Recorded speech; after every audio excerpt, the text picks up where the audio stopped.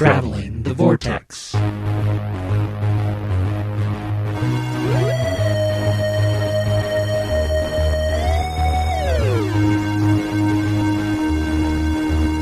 We've joined the Doctor as he travels the Vortex and landed at episode number 256. If you want your extremities to stay attached, stand absolutely still. Otherwise, we'll provide a baggie. I'm Keith. I'm Sean. I'm Glenn. How are you guys? I got a new tattoo. It's counting down to something. I don't know what.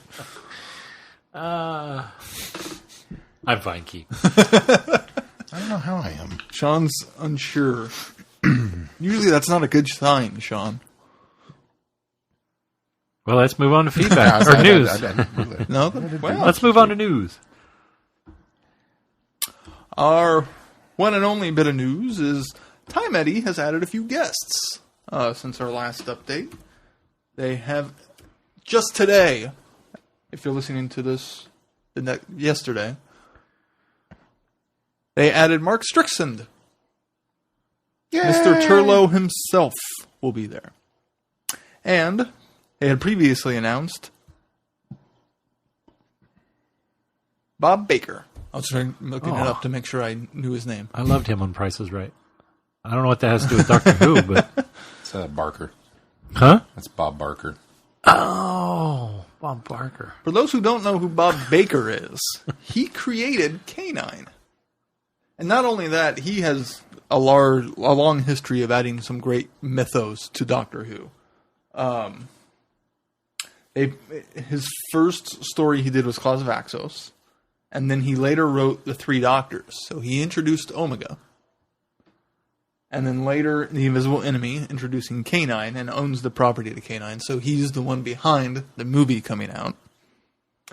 And then he's... He said, I own the property of K9, and I own the property rights to Omega? These two guys should be in a film together. Yeah. So that'll be fun to see him, and supposedly he has some really great stories to tell of his times on working on the show. Looking forward to that. Yeah. That's it for news. Alrighty. Let's move on to feedback. Our first bit of feedback is some audio from Theta Sigma. Let's take a listen. This week's story was one that left me going, what just happened there? Can someone please explain that to me, as I have no idea what just went off? I have to admit that I was left floundering by the lack of opening credits, and I'm sure I wasn't the only one watching who 10 minutes in was starting to think, wow, this has got to be the longest pre-credit sequence in Doctor Who history. Though I'm probably the only one daft enough to admit it.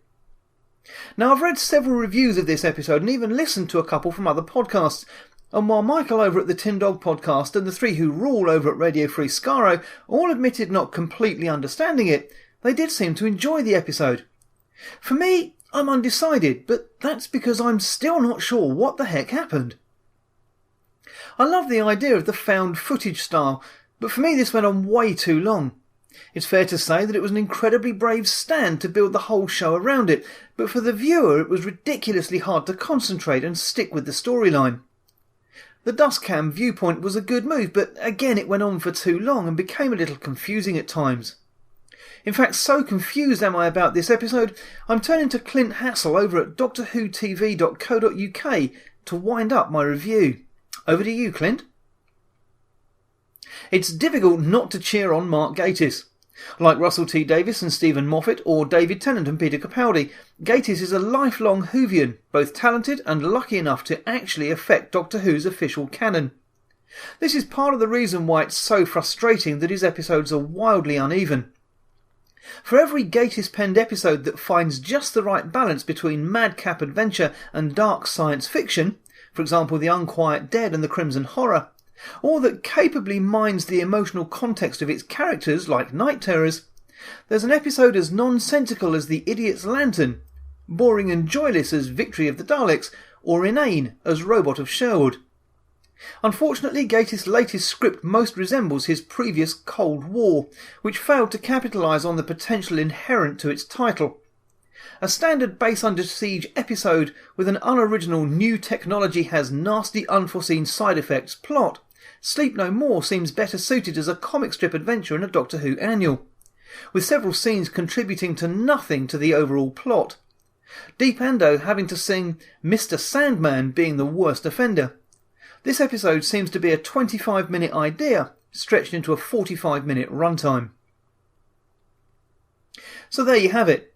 I was left confused enough to have to look elsewhere to complete my review. As yet I've not had time to watch it a second time, but I'm hoping that, as everyone out there seems to think, I'll enjoy it a little more when I do. Thank you, Theta Sigma. We appreciate that. And didn't sound like he liked it very much. I think he's still on the fence on it. Confused many of us. He certainly talked about the unevenness of Mark Gatiss' stories, as we talked about last week. So I think it's interesting that from listening to him that other podcasts liked it. They just weren't sure they understood it, which I feel like we're the flip side of that, because I think we all understood it. We just didn't like it. I didn't understand the ending of it. But. And then the talking about Gatiss' writing being uneven, I think everybody agrees on that, but apparently nobody can agree on which episodes. The man's an enigma. What can we say? A mystery. And if wrapped in a riddle. If you haven't recently, go check out Theta Sigma's Doctor Who podcast. He does some good stuff over there. That's it for feedback. I think everybody's in shock this season. I think That's so. all I can come up with. It was good. That's all I can say about it. Which do we want to delve into first of the two reviews we're tackling? Well, let's just do it as we've been doing all along and start with the book. All righty. Keith, you got a synopsis for I us? sure do. Mutually Assured Domination. I'm glad I'm not the one that was reading that title. The Dominators, the masters of the 10 galaxies, have come to Earth and brought with them their deadly robot weapons, the Quarks. It's the summer of 69. Flower power is at its height, and nuclear power is in its infancy. Journalist Harold Chorley is out of work, and Colonel Alastair Lethbridge-Stewart is out of sorts. Dominic's industries are on the up, promising cheap energy for all. But people have started going missing near their plant near Dartmoor. Coincidence? Or sinister forces at work? Join Lethbridge-Stewart and uneasy ally Harold Chorley as they delve into the secrets behind Dominix and uncover the plan that could bring about the end of the world. Dun dun dun! Quite enjoyed this one. Quite enjoyed this one. It's funny because I went into it thinking, okay, this will be the one I don't like. Not because it has Quarks, not because it has Dominators. Because I'm not that guy. That's that guy over there sitting on the other mic. But That's Sean he's pointing at. yeah, not Keith for sure. 'Cause Keith is If it's Quarks, I'm going to like is it. a Quark fanatic.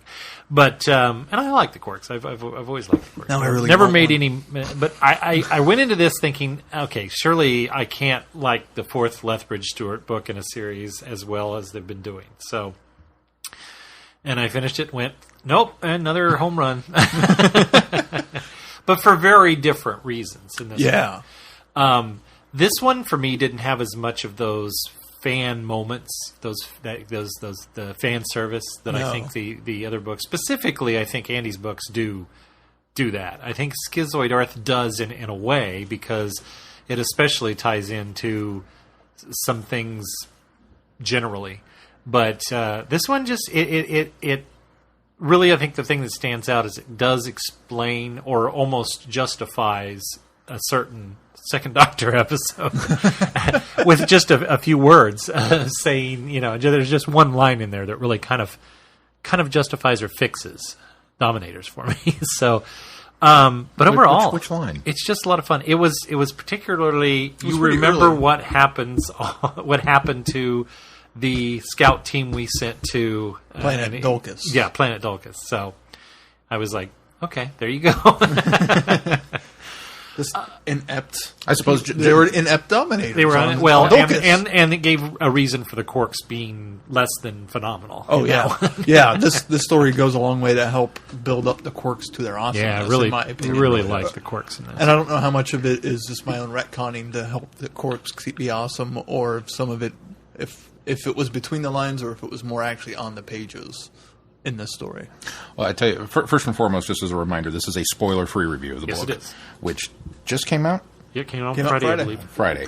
So it is in stores now and available, and we'll make sure that it's the December book club of the month. It already since we're will be. running a month behind on them. So throwing that out there, that no, we're not going to spoil too much. Anything. We're not going to spoil anything, but This, unlike the other ones, I feel like we can talk about without spoiling it. Unlike the other ones where there's this big twist halfway through or some big reveal, the story goes along and it's I don't want to say predictable because that sounds bad, because it wasn't predictable. It was very enjoyable and it hit all the notes I wanted it to hit.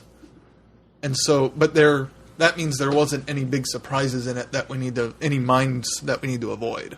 yeah, You know what I mean? I get you. This, more than any other of the series so far, felt like a classic Doctor Who episode. It really felt like a point A to point B.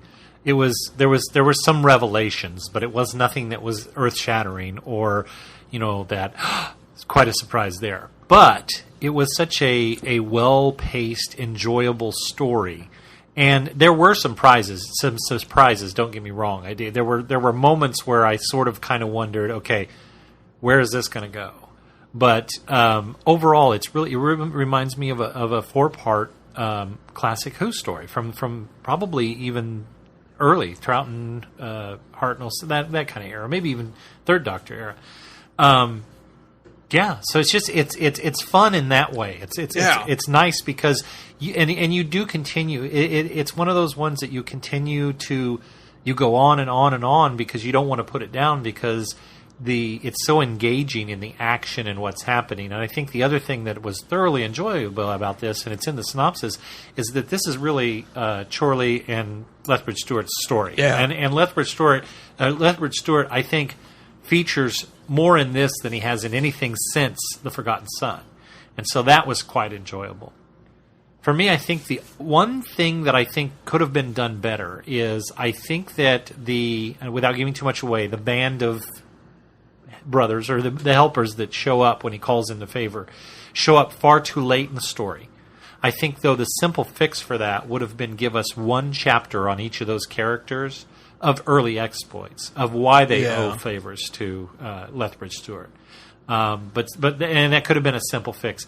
But because I liked the characters when they do come along so much, it's not a detriment. It's just one of those things that it left me wanting to know more about these guys. Maybe not necessarily why they owe him favors, but a chapter of each ending with the phone call. Yeah. And then they all show up at the diner. Or even a chapter with all four in there. At least something fleshing the characters out just a little more than we get in the last half of this book. So I'll agree with that. I went into. I try and go into everything with an open mind, and this one maybe has been a little bit more of a struggle because it's the Dominators, it's the Quarks. I'm gonna have to listen to Keith all night long if this is good. Okay, so let's go. So I dive into it. I start reading, and it's wonderful. It's like you said. It feels the most like a classic Doctor Who story of any of the books that we've read. And I was all kinds of prepared to be disgusted because I don't like Chorley in Web of Terror. And he's a good character, and he's a lot of fun, and he's interesting to read. And he makes relatively smart decisions throughout the whole thing. So I can't transfer he really wasn't that likable in the previous books either. Yeah, he's not likable as a character. But here he's actually given a chance to be, you're kind of cool. You're not bad. I was... When we set up with that, and it kind of is, I forget the first chapter, so it's Harold Chorley's London, and you're kind of like, okay, this is going to be a Harold Chorley book, just like the previous one was Anne Trevor's book, and the Brig's going to get pushed to the background, and he wasn't. The Brig is the Brig in this, even though he's not the Brig yet, and he's making his, he's worrying over things, and he's distracted at work because he's got this other thing on his mind. Even though the instincts are there, the instincts are that something is going on, and okay. So he has to go through all that. All of that really worked for me. And then we get the Dominators, and I was really prepared for this to be okay. Let's see what you do with them. But just the way that they put it together with the Dominators in this time frame, yeah. And the one thing that really just blew me out of the water was when I think it was Lethbridge-Stewart, when he was watching him on TV, and he thought he had the face of a Roman emperor, and I went, oh, yeah.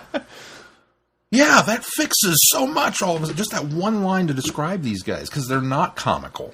No. They're very serious. They're very serious. And it still doesn't change their MO either. No, it doesn't. That was the other thing. That's they the brilliant beautifully thing. worked around this. And like you said, the one line with the Quarks and the fixing the Quarks from the Dominators and why they did. I was a little, when that one reveal happened, in regards to the Quarks specifically, the first time that happened, I was going, I don't know. I think you're kind of stretching to make them a little cooler. But as the story progressed and we got more specific details on how they operated and why they did the things that they did, it was like, I'm okay with that. Yeah. I'm okay with the fact that we never saw that happen in the episode because of the situation of that episode. It just all of a sudden worked, and I love the Quarks now. Yay! I love the Quarks now based on this book. I think the author of this, Nick Walters, he paints a beautiful picture of his descriptions are not overly wordy, but they're very succinct and direct, and you really get an idea of what they look like, what the Dominators look like, as you said, the Roman Emperor, just the look of a Roman Emperor, just the descriptions of the characters as it goes along. And and with the Quarks, he fixes a lot of things because he says this one thing and then justifies the reason why the Quarks start out so bad in this, so good. I mean, so dominant in this.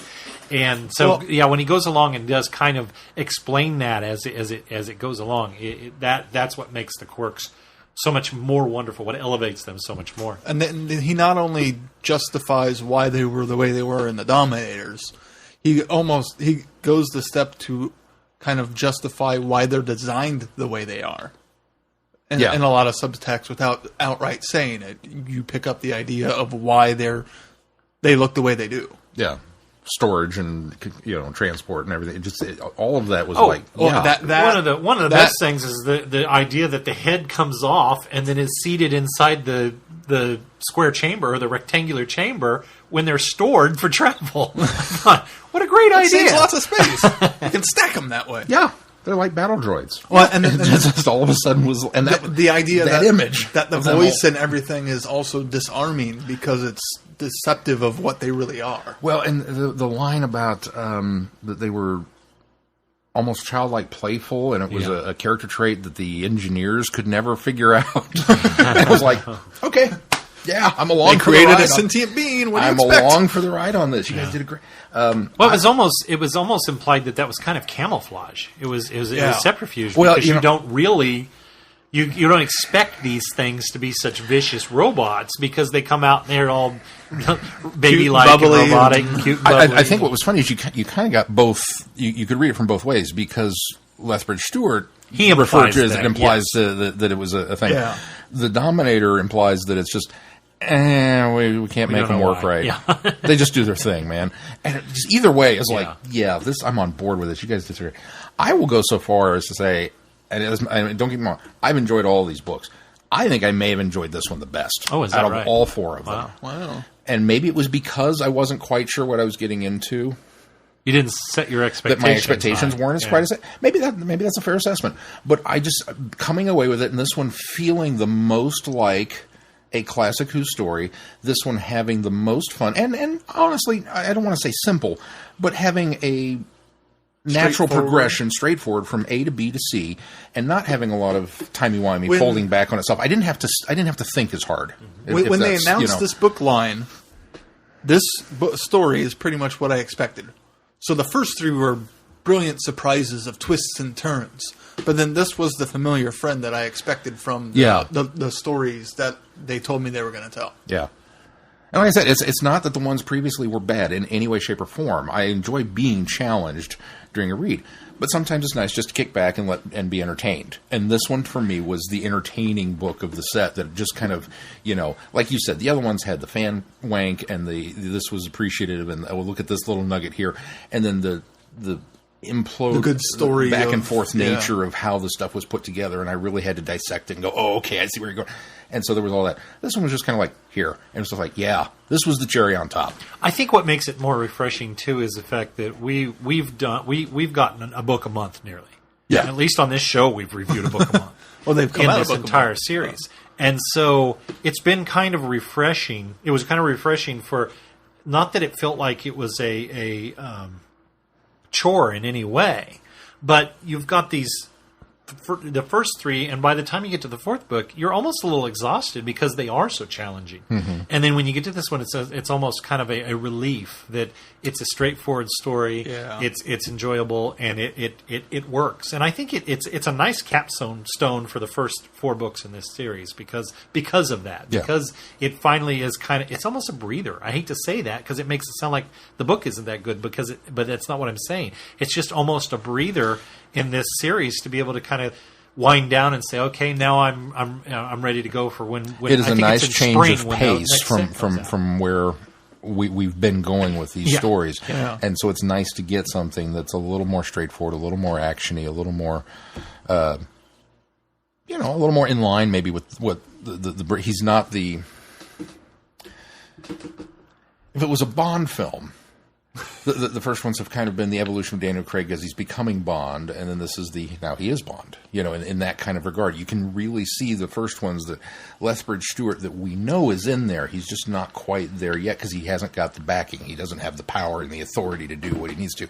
And in this one, even though circumstances are still a little different, you can tell that he's there, even if maybe some of the other pieces aren't there yet. Yeah. Well, I think very much more so because he's in his element. Because he finally is. This is more of a militaristic book. This is more of a it really Lethbridge-Stewart Man of Action. Yeah. What this is. Yeah, We get yeah. a little bit of that in Forgotten Son. We get a little bit of that in Schizoid Earth. I don't think we get that much of that because I feel like his hands are tied a lot for Beast of Fang Rock. But then this one is more just the straightforward man of action, get things done brigadier that we're used to from the classic series. So that's probably where that comes down on. I was trying to think of a good analogy of it's like you're comparing Christopher Nolan films. Some of the other ones were Memento or some of the Prestige, some of the heavier mind think ones, and this is more the Batman story. Yeah, that's true. Okay, yeah, I'll go with that. I was trying to do it with Doctor Who stories, but I could not come up with a good example. It works. It works. Back to Chorley. This book almost justifies Chorley too, because as you were saying, you don't really like Chorley. You don't like Chorley from Web of Fear. You don't like the guy. He feels like a smarmy journalist. And then there's nothing that they do to imply that he's not in any of the former books in this series, as they describe him or talk about him or they talk about what's going on. And I love the fact that Green showed back up too. Mm-hmm. That was cool. Even though it was more of a brief, for lack of a better word, cameo, I like that he had something to do in this, as minor as it was. And it kind of gave some sort of resolution from a previous story too. Yeah. I thoroughly loved Major Hamilton in this. Yes. So good. Because he's always seemed like that. He's almost seemed like in the past sort of that barrier. He almost seemed like that guy. He was the that person you just, standing in the way of getting unit created. Yeah. And to see him get more involved in this was like, okay, yeah, I like this guy now. And he's for all the right reasons too. The reason he was standing in the way is almost justified in this one. Well, and it explains why. Yeah. Very well explains why there's been some stalwarting and playing with that notion because he's still very stonewalling up until a certain point, and I suspected his motivations. I suspected his identity. Not going to lie. There were a couple of times when I was like, who are you and what have you done with the real Major Hamilton? So I mean, and so when you can write those characters that we've been introduced to previously, and still make us question, and not in a way that, well, so and so wouldn't say that, but do it in such a way that, like, oh, maybe something has happened. Or when you take Chorley, who's been a worm and kind of despised and not likable, and then suddenly flip it and make me care about him. It's like, oh man. So that's the hallmark of a good writer, and I think the other thing that bothered me a little bit, and it didn't bother me. The other thing that I wanted more of was Emma and Mike too. Was it Emma? Was that her name? Yeah. Emma and Mike. I wanted a little more Emma and Mike. I think they were a good pairing with Chorley. They were a good device to get Chorley kind of where he needs to be and set his part of this story up. Yeah. But I really wanted to know more, and it almost felt like a throwaway line that, well, they're okay. Everything's all right. Yeah, I could have used a bit more follow-up with them. So. Yeah. Well, because it really almost felt like they were going to be a little more integral to the way the plot proceedings were happening. And then it's Chorley and a bunch of civilians up to this point, and then it's Chorley and the brig and a bunch of civilians up to this point, and then it's a brig and a bunch of military to the end. So. And Chorley thrown in not, there. Not to spoil anything, but little Chorley sprinkled in there too. That was the other thing that was really cool, and I can't. That's the one part that I kind of feel like I can't say too much about. But toward the end, Chorley's involvement with what was happening at the end, and how we got this massive info dump. Yeah, but it didn't feel like an info dump. It didn't feel like an info dump.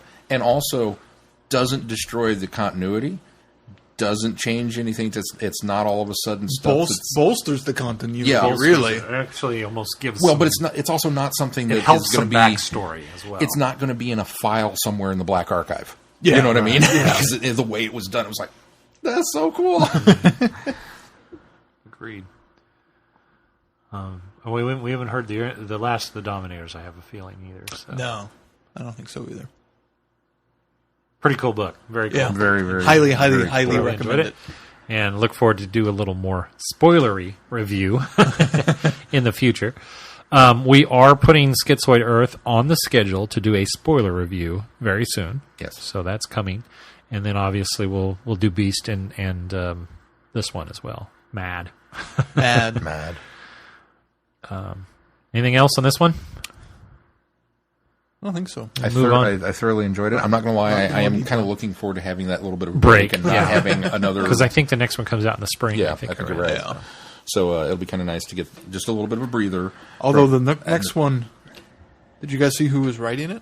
Yeah. That's exciting. It is exciting. I guess we should say. Is it stunt casting with the guest author? I don't know. Certain actress's daughter. Elizabeth Sladen's. Well, Elizabeth Sladen's daughter, yes. Moonblink. That's the next book, That's right? the next book. Yeah. By Sadie Miller. Yeah. I'm trying to pull up her name. That's why I was stalling. Yeah, that's interesting. I like that. Yeah.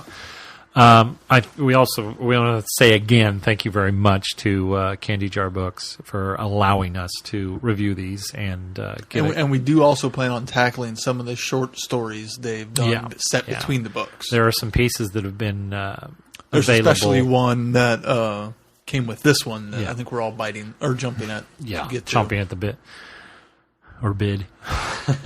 Yeah, we're really excited. There's still some more. Lethbridge-Stewart to go here before we get to spring. So we're going to tackle those as we go as well. So do yourselves a favor if you have not yet subscribed to the Lethbridge-Stewart series. You could do far worse things. Oh yeah, so absolutely. put it on your Christmas list and get them ordered because they're good. Jump right in. All right, let's move on to this week's episode of Series 9. Face the Raven. The Doctor and Clara, with their old friend Rigsy, find themselves in a magical alien world hidden on a street in the heart of London. Sheltered within are some of the most fearsome creatures of the universe. And to shield them, with a death sentence hanging over their heads, not all of the intruders will get out alive.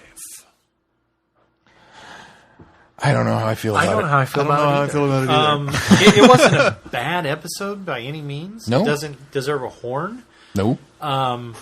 Maybe just a subtle dun dun dun. I mean, I think some of it is it's got Utopia syndrome. Because it's the setup for the finale, too. Yeah, maybe. Because it's a standalone story, but yet goes straight into the two-part finale. Yeah. This explains why we got a one-off last week. Yeah. So we got two-parter, one-off, three-parter. I have thought about this and thought about this and thought about this all day today, trying to figure out where I come down on it. And for about an hour, I really wanted to just sound the horn. Oh, really? Yeah, because it was that. And then for about an hour, I really wanted to give it a really big dun dun dun. And then for about an hour, I wanted to give it a little bit of both, kind of like last week's, that I think this was done really well, but this was not done so well. And I'm still torn over all of those things. I think at its core, it's a good story. I think it's a good episode.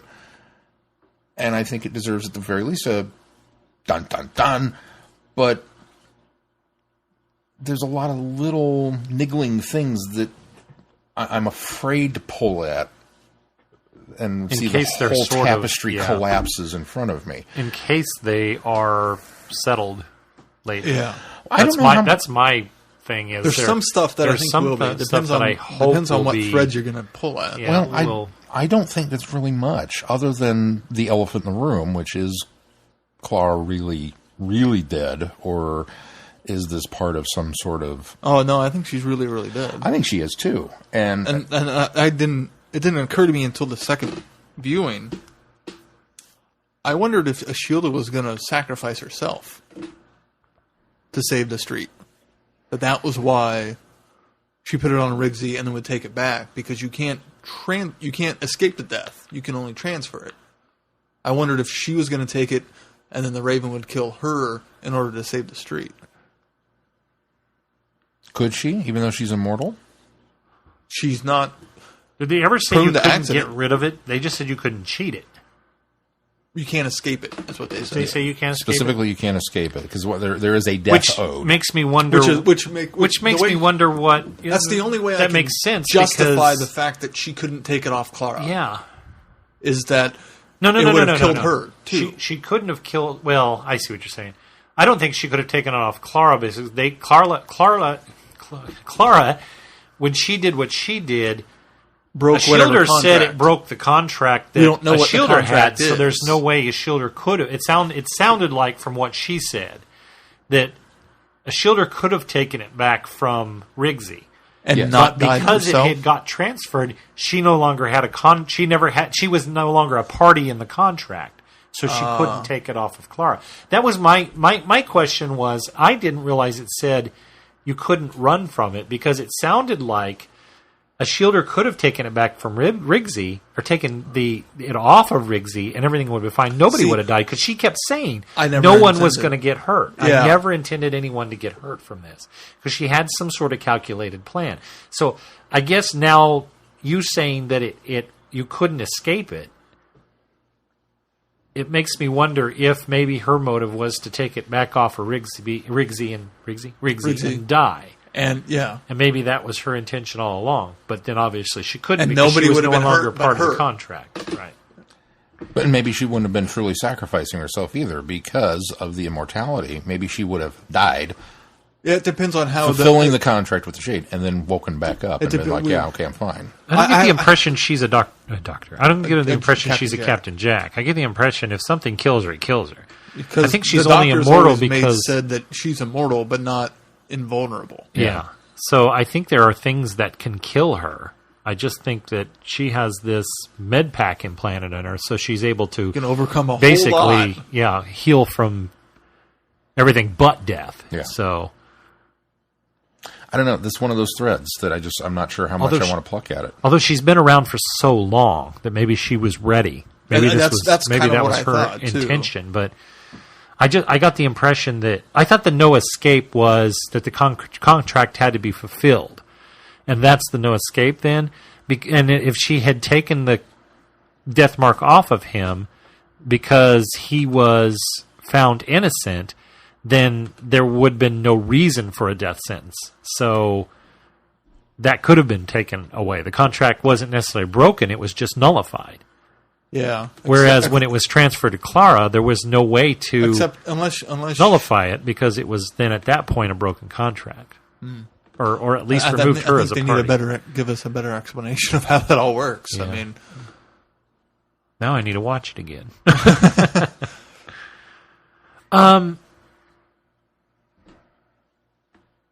I liked the whole concept of the setup and why she did what she did. I didn't like what she did, but I understand why she did what she did. And I really understand the idea of the streets. Yeah, well, I do too, but it was almost too Diagon Alley for me. It didn't have that In fact, had it just been a more industrial New York street alley, it would have been, or a London alley, I think I would have had a better time with it. Now, I understand why they went the Diagon Alley type route, because it obviously would have to be a very old alley that would have been because it was at least 100 so many years old. before. Yeah, so I think I heard them say 200 at least. Well, yeah, I don't remember. It was just 100 years since. So it makes sense that it had that kind of Victorian England look and feel, but it was almost too much like they went into the. Was it Elstree Studios where the Warner Brothers or the set is? It almost feels like they went in there and shot on that set. So it was almost too much like Diagon Alley for me. Not that it's a bad thing. I mean, I'm all in favor for utilizing sets if you need to utilize sets, but it felt too much like a Harry Potter ripoff. Maybe that's my problem with it. Also, they didn't explain where she got this ability. I know she had that. Well, I'm assuming that was part key. of the contract also. Yeah. So because she was hiding they had those lights that were shades. Like a dampener that. Yeah, well, that was all just part of the hiding the street. The tattoos and stuff was all part of the quantum shades, the numbers and the contract. So I assume that was part of it. I don't know. It just feels like there's much more to explore in the story. Yeah. See that, and that's one. And even the two-faced aliens were kind of cool, but it felt like there needed to be a little bit more there. I felt like they were a device, but I felt like they were a necessary device. I thought they were a well utilized device. Yeah. I didn't feel like I needed more about them. I think they were. What really felt like a device was Riggsy. I really felt like he was there for no other reason than to have somebody that Clara and the Doctor were familiar with.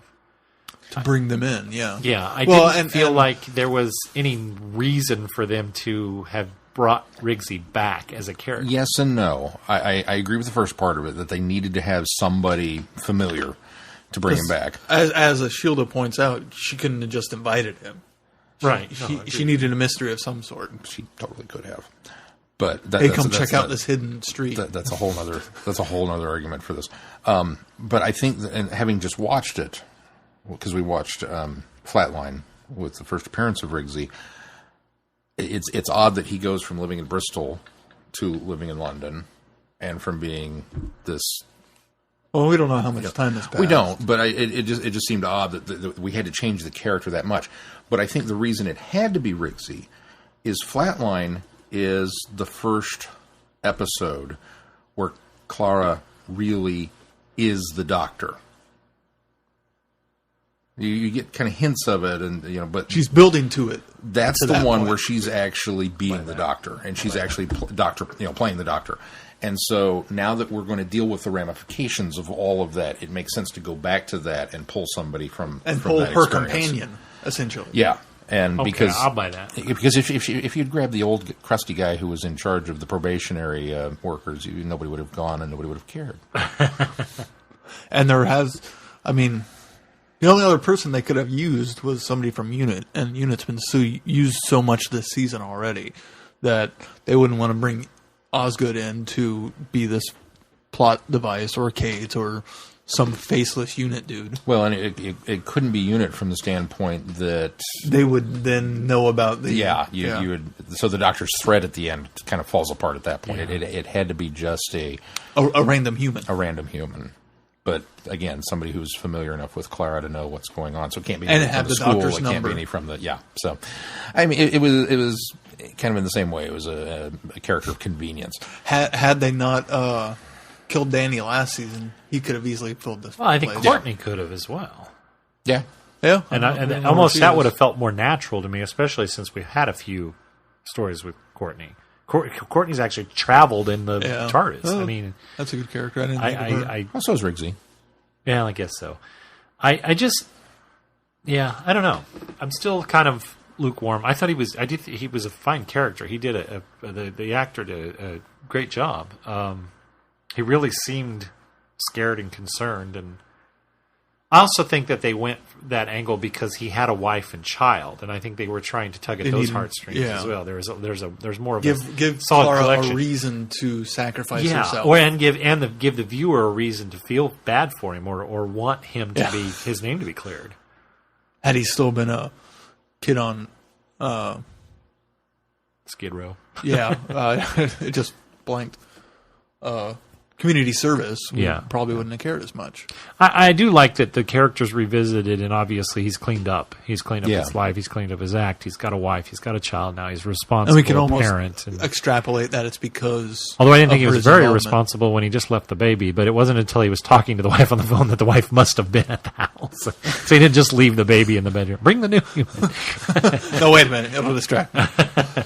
I thought it was neat that it was like almost that connection. He was all excited. Hey, a new human. You know, I was like, You made this? What? Well, because the 12th Doctor can be so bristly sometimes that you just think he hates kids, but he never came across that he really hates kids. No. In fact, he was really, really impressed by the new human. And I really like the idea that this street uses retcon for anybody who stumbles across. That was a cool Torchwood reference. And you know what that tells me? Is that since we last saw Lady Me, she has now met Captain Jack. That's how she got the retcon. Or how he got the retcon. Could be. With the name drop reference, I don't in the last episode. I thought- the last I time I thought- saw her, it was dropped. And now, I actually thought the retcon thing was, I mean, if we've got this necklace and tattoos and whatever that'll put a mark on somebody, and it's that kind of, why do we need a drug to erase somebody's memory? But all right, whatever. well, they only got the mark and stuff if they commit a crime. I suppose they do. Don't they mention that the retcon drug was alien tech as well? So maybe that Yeah. justifies it. Maybe that makes it even. That makes it better for me. if I That the think about retcon it. came from the Yeah, that street. maybe it came from the alley. Okay, well, I'm Sorry. fine with it now. yeah, Jack probably stumbled across it. How could Jack He not came be across the alley. in London that long without finding it? Yeah. I mean, he probably helped establish it. Yeah. It would totally may make have, sense, yeah. yeah. Oh, this would have been such an easy way to bring Captain Jack back into Doctor Who. Dang it! Missed opportunity. He's probably too He's busy so with busy with contract Arrow. stuff. Okay, so was anybody spoiled on the detail particulars of this episode going into it? Which detail particulars? The elephant in the room. Her death? Yeah. Did I anybody know kind at of the time suspected- this was the one? Only I kind of- because I kind I'd of seen suspected. earlier in the week that this was her last episode. Oh, I didn't even see that. I just seen the description for the next episode made me think, oh, maybe this is going to be it. I was spoiled. I was knew expecting this to I be the knew one. going into it that this is the last Clara. That she is. It's not just the last Clara episode that she's not in the next one. That this is the death episode, and it is death. So I knew that was the end of it. And I saw Moffat say that she could never come back. He could easily go and pick her up Yeah, earlier in the it's- timeline. There are gaps there. It kind of makes me wonder if that theory we had before about him already mentioning that just the little drops he was making about death Oh, or that not it being was there. coming. You know, it would Remember make we talked sense. about the wibbly wobbly aspect of it, that maybe some of these episodes were taking place after, Especially, and he knew her fate. that's a really good point, especially if you look at his outfit. Because he's wearing the crushed velvet again in Finally. this story. Not he- the very beginning. No, but he changed into it. He did. So, it could be. The other thing that I sitting there with my family, they had no idea. Number one, that Clara was leaving the show. And number two, that this was the death episode. All right, so I'm explain to me their reaction. I'm give me sitting there. that. Well, they were just kind of numb to it. I mean, I think they were more in shock than anything that she was dead. But that being said, because they don't know she's leaving the show, And they assume she's gonna. They assume she's going to get out of it. So there's at least that. They have that false hope.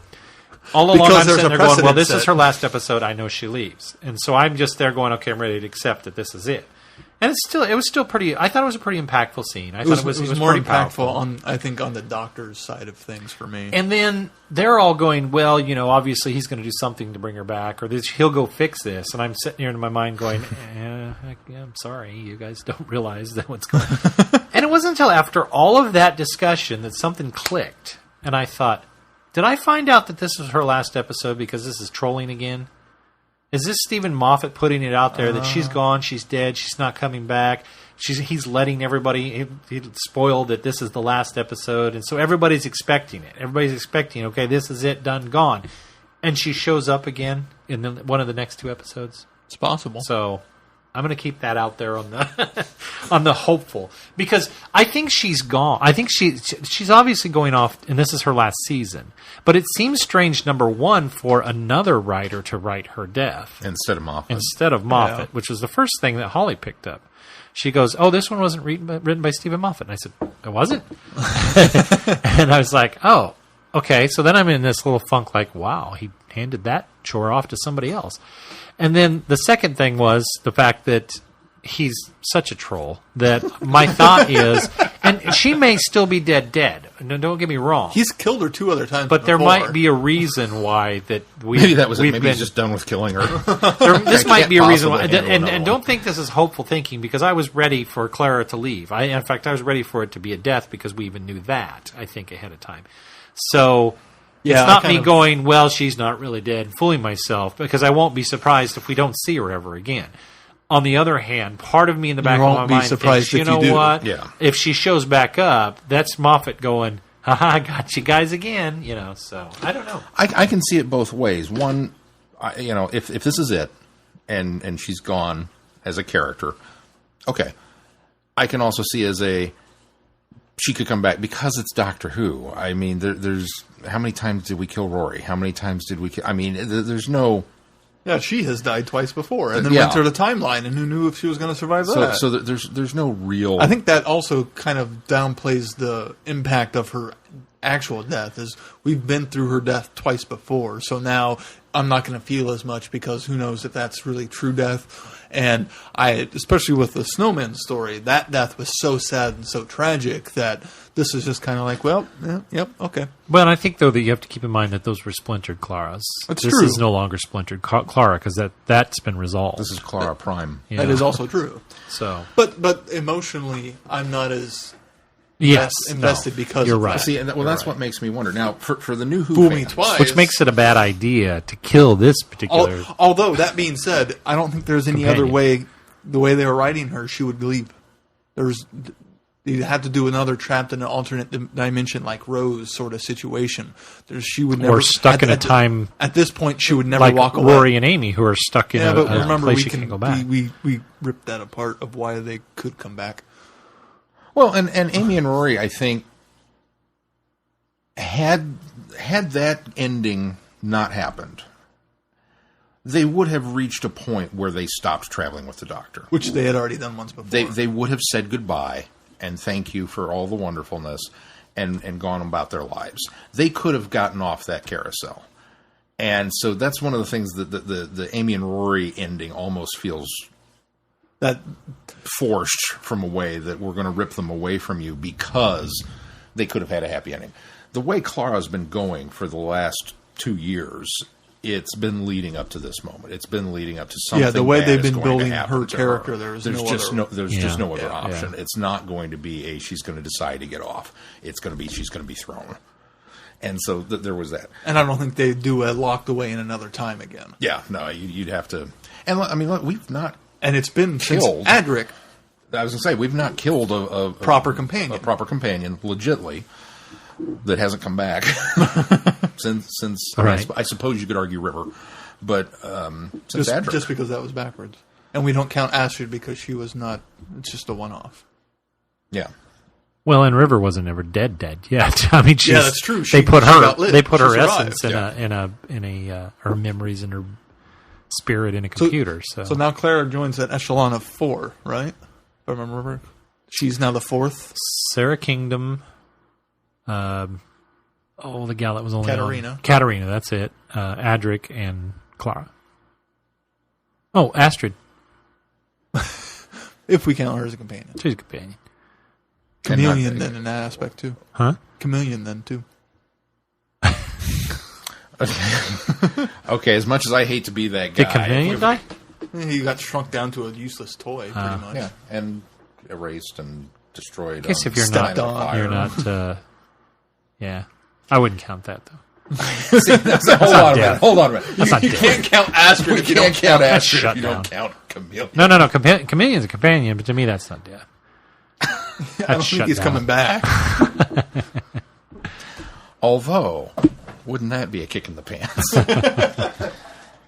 All these people that are going, oh, it's Susan, oh, it's the Ronnie, oh, it's this. It's Chameleon! Surprise! Nobody didn't die after all. Nobody saw that coming. So I don't know. There's a part of me that wonders, would I feel differently?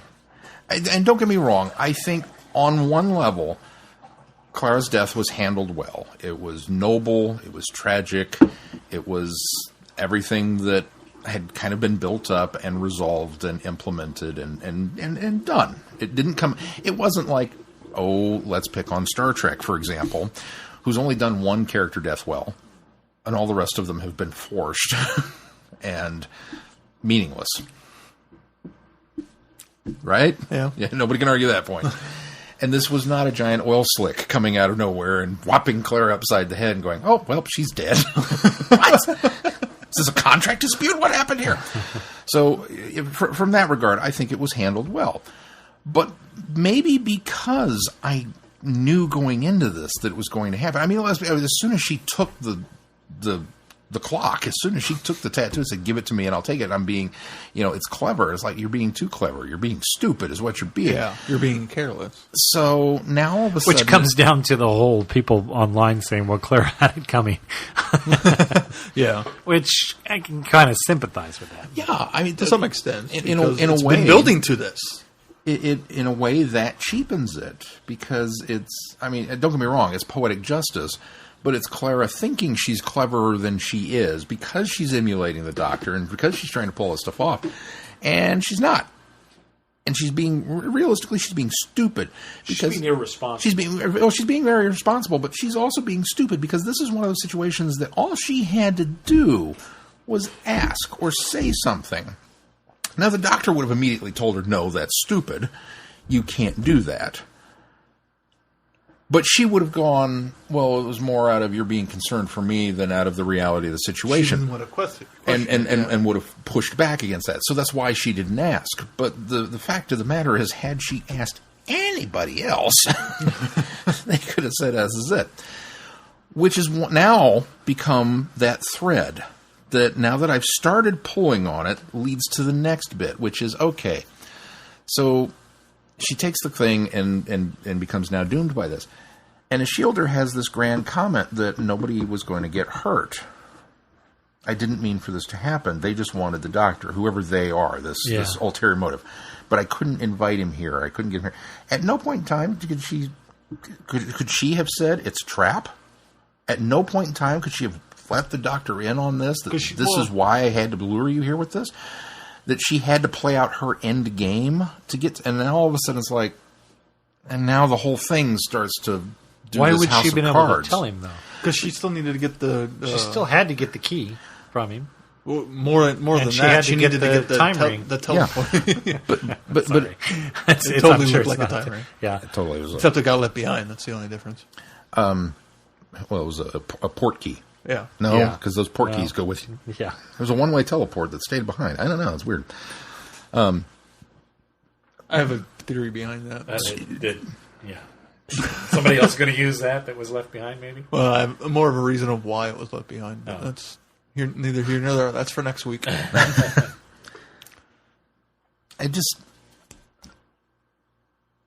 She could have said something. This is one of those things that the whole episode leads up to. No, you haven't satisfied why she. But could have why said something. keep it a secret? Because she had to. She didn't- because He we don't know what's waiting. He for had him to yet. completely fall into the trap wholeheartedly. It was being obviously threatened. Held over her head was this alley and the protection of these people. And if she didn't run this plan, if she hadn't delivered the doctor the way, I suppose if she'd have told her, he would have volunteered to go. Is that what you're saying? Yeah. Well, we don't know what's waiting for him. He might not have volunteered to go. But all she had to do, I don't care how badly their last encounter ended, all she had to do... Which didn't really end that badly. Yeah, it didn't end that badly. All she had to do was call the doctor and say, I'm in a jam. I'm being threatened. I need your help. They're after you, and they're using me to get to you. I don't know what to do. And he'd have come running anyway.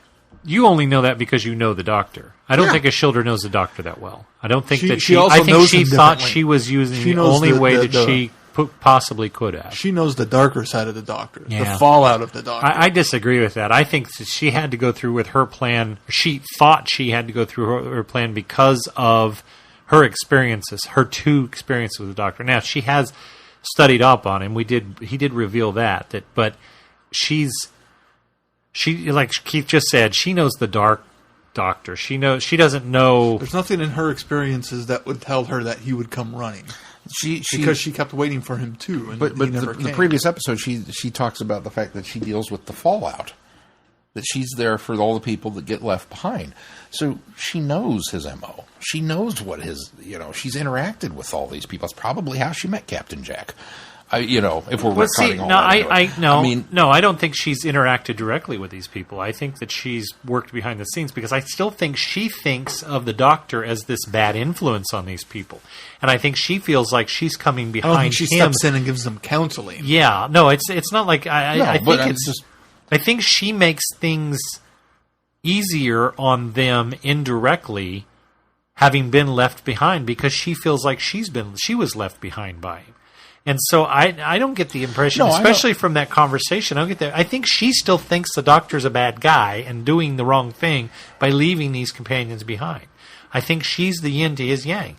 And I think that ultimately is what drove her to think she had to trap him all the way to... I completely disagree that she... You only know that all she had to do was call him and he would go because we know the true nature of the doctor. She doesn't know that true nature of the doctor.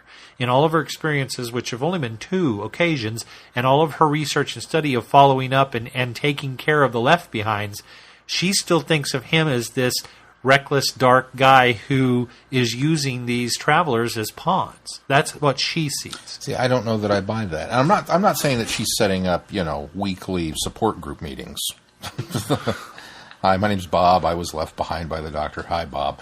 I don't think that's going on. And I agree that it's done very behind the scenes. But I think there's a mountain of knowledge that's there. There's a mountain of information that she would have access to from all of these different encounters. Not just her 2, but for, anybody and everybody throughout her history, which is 2,000 years, right? I mean, she's almost as old. Almost. Not quite. And so that's a lot of contact. And as much time as he spent on Earth and as many people as he interacts with on Earth, that's a lot of file cards in the notebook to go, here's an instance, here's an instance, here's an instance. And they can't all be negative. They can't all be bad. They can't all be, there has to be enough evidence there to counteract they can if she's whatever only personal seeing what picture she wants she's to had. see, which I think that's the problem. I think she's only seeing what she wants to see because she still feels jilted by the doctor. Even Clive, if you go all the way back to Rose, who was compiling information on him on the internet and, thought that his constant companion is death and every time he shows up there's a disaster. Even he only had part of the story. Well, yeah, and she has only that part. I think she would have a lot more of the story than what he had. So I just there's a lot of that just doesn't jive well enough for me to buy that. We're gonna have to disagree with that one. Yeah. Even Davros called and he went running. I mean, come on. So no, he didn't. Davros had to trap him there. he tricked him He had too. to trick him into. Yeah, but he was going before then. He knew he was going before. That's why he was throwing the party. Colony Sarf showed up and the doctor knew he was going. He didn't know where he was going. He knew he was going. That's why he gave away the confessional in the first place. He knew he was going. And he knew where he was going. Not where, but he knew whom he was going to go to. Well, you saw how that worked out for Davros. I'm going to go out on a limb and say that's not who's after him this time. No, I don't think so either.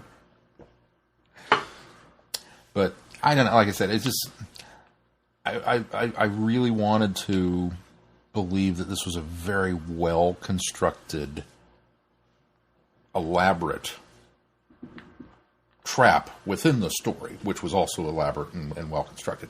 And the more I think about it, the more I hem and haw about it, the more I'm coming down on I don't think it was necessary to be that convoluted. I think you could have told this story with a much more straightforward approach and still come up with I mean, yeah, we got some of the nice ethical moralizing in about is this right and is this wrong, and the street and what you're trying to do with the trap street and everything. We got some fun moments with them doing the TARDIS flyovers and looking at maps and all that kind of stuff. That was all great. That was fun adventure Doctor Who stuff, and then we get the heavy ethics stuff, and that's fun. But just the way they went about resolving some of the stuff with these aliens in the street, which is kind of like, I don't know. I wonder if some of the trap aspect of it will be later revealed of her motivations also, why she had to go through it that way. It could be. I mean, we don't know what's coming these next two episodes, other than we know that the next one is Capaldi pretty much on his own. Yeah. And that the final episode is... We don't even know that much because we only got a quick next time on, and it was one scene. Yeah. We don't know who he's with, which I was very appreciative for. I liked having the next time on Doctor Who teaser instead of trailer. Yeah. So, I mean, whatever winds up happening, yes, it's entirely possible that they could wrap up some of these dangling bits and pieces, and maybe Shielder will come back, and maybe there's more to the story than what's being told. I very much get the sensation that as much as I would have liked the sleep monster and the dust explanation from last week to have happened in this episode, I kind of knew it wasn't going to. I kind of am of that same mindset that I can hope that they're going to give me more. I don't think they will. I think this is what I was served up, and it's up to me to decide whether or not I need to send it back to the kitchen. Now I think... do you think part of why you're holding on to the fact that she might come back is your hybrid theory? No, because have you abandoned that I've kind of abandoned that theory. I think I think it was a red herring. I think it's been a red herring since we've mentioned the hybrid 3 times now total. So, yeah. Despite what you just said, that kind of said the contrary. I don't know that Davros will come back, but I have a feeling that it's the Daleks.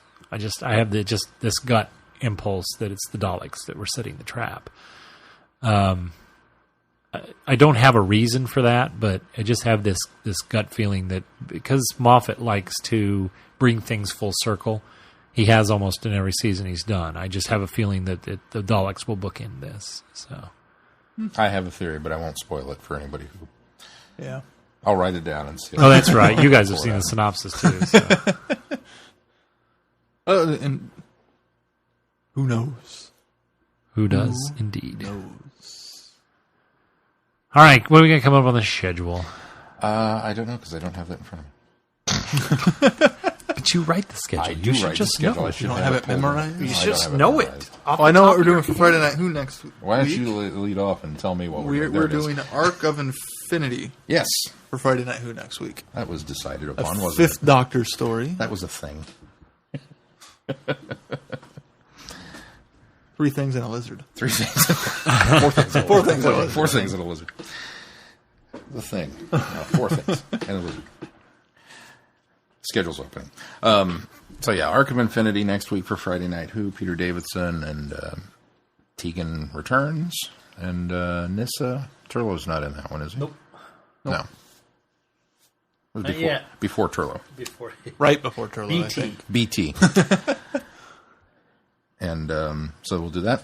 And then obviously our review next week will be the hotly anticipated, what's the name of it? Hellbent. We can't wrap this up. We haven't talked about the Doctor's angry. We haven't talked about the angry Doctor. The speech. So talk about the angry Doctor speech. It was good. It was good. I don't know if I like the fact that Clara pulled the teeth out of it. that's another reason I'm kind of angry at this. It's totally in fitting with her character, and it's needed, and I appreciate... There's a part of me that appreciates the fact that she's keeping him honest. But then the doctor puts the teeth back into it a little bit, saying, I will try my best. That's what I got out of it was... I'm going to try my best to do right by her, but I can't promise anything. He can't be Vengeance Doctor because he made a promise to Clara. But then he turns around and makes that little statement to Shielder, and I thought... maybe he can. He can, just not to the level he would have been. Yeah. I almost would like, since we've pushed this far down the rabbit hole, I would almost like to see the Doctor go, you know what, I'm going to rain fire and destruction upon you and your village and all of your people from now till the end of time, and then come to his senses and realize what a jerk he's being. But, I like it. I kind of like that it was Clara that... No, I liked the Clara taking the bite out of it because I like the fact that he had grown so close to Clara that anything she says to him keeps him from getting dangerous afterwards. And I like that because it seems like every time a companion is left that he was very close to, he goes into vengeful doctor mode. Mm-hmm. And I'm actually kind of tired of that. So by making that statement, it gave that hope that just that one thing she said to him will change him, that we won't get that same. See, and I don't think it's necessarily vengeful doctor. I think just the way it's brooding doctor. Brooding doctor. I'll give you Matt Smith. So. Yeah, I'll give you brooding doctor, but twice. We've only gotten vengeful doctor realistically during the Tennant specials. Yeah. And that's something that I don't think we necessarily saw at the time that they aired. It wasn't until coming back to it and going, oh, this is where, this is where this is at. What's on the schedule? Oh, there we go. Okay, so Arc of Infinity, Peter Davison, Heaven Sent is the next week. And then... Heaven Sent and Hellbent? Heaven Sent, Hellbent. Was it Hellbent and Heaven Sent? I thought it was Hellbent. I probably have that backwards. Whatever it is, it'll be episode 11. You guys have seen the synopsis, so you know better than me. Whatever it is, it's episode 11. And then we're following that with Friday Night Who to finish out this particular run with The End of Time, Part 1 and 2. Speaking of David Tennant and the specials. It is Heaven Sent Hellbent? It is Heaven Sent Hellbent. Okay. And then on December 11th, we will do some Troughton. We're going to do the War Games, Parts 1 through 5, which has been a long while since we've done that one. And just it's a bit of fun. It'll tie into our Fun and Games discussion, which we thought we'd put one of those together just in time for you to finish off your Christmas shopping. And we're going to take a look at a few of the new Doctor Who, or in some cases old Doctor Who products that are on the market that you may be interested in purchasing in a game-related environment. Then we'll finish off the War Games, and then we'll have something else which I think might still be planning stages. And then on Christmas Carol with Matt Smith, and then we'll be talking, of course, whatever the unnamed Christmas special is for this season to wrap up the year. And this will be up on the internet and viewable. We have some laundry to take care of off mic, but other than that, I'm pretty happy with the way this year's going to finish up, I think. So, you be sure that you're supporting us on Patreon if you have a chance. All the money that you support, and we appreciate the subscribers that subscribe on Patreon. All of that goes right back into this podcast, so we can continue to bring you these episodes. And be sure to look through our click-through links online, because proceeds from that also go back into this show. You can find us on the various forms of social media, which are... We are on Facebook, Traveling the Vortex. On Twitter, at Travel Vortex. Google+, Goodreads, Book Club, and Tumblr. And if that's going to do it for this week, until next week, I'm Glenn. I'm Sean. I'm Keith. Cheers. Good night, everybody. Be seeing you. And thanks for listening. You have been listening to Traveling the Vortex. Doctor Who and all of its associated programs are owned and trademarked by the BBC. No infringement is intended or implied.